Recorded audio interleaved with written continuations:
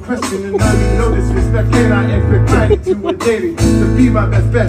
If here I am at with sense of saying whatever you got. Call more than one guardian angel to hate the whole flock. In one corner of my family, who I go is the future to. In each part of my family, where I owe my whole life to you. So what to do? Allah, please show me the truth. If you always know what's to come, why do I have to choose?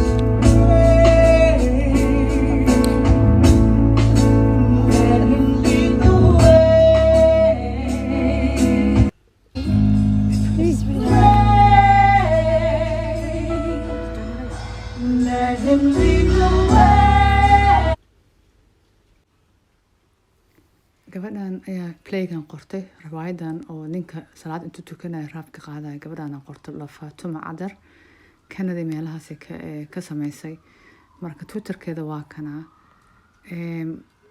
waa ka xaysiiskiisa marka aan waxaan fahmi waayay xogo diinta I don't know why joke looga dhigtay why diinta joke looga dhigtay what's this ilma farxum ila tahay I think dhaqankeeni iyo diinteeni waa jecelahay dadka in la baro laakiin intaad haysto oo aad maaragtay riwaayad ka dhigto salaadii waa ila farxun tahay anan fiiri qolada xataa oo xaysiinayso marka I don't know it's ugly wallahi aad ila farxun tahay dadka Soomaali miya ma garanayo laakiin dhaqankeeni calankeeni waxay mujida ninka video hadii soo duubay ninka waa kaas intuu tukanay hadan heesayo raabka I think this is a joke ka dhigteen diinta joke dadka wastigan degan anaga Soomaalida diinteeni xogo yar si kale aan ka dhignay dadka aan ku soo jiidanayna miya ma aqaan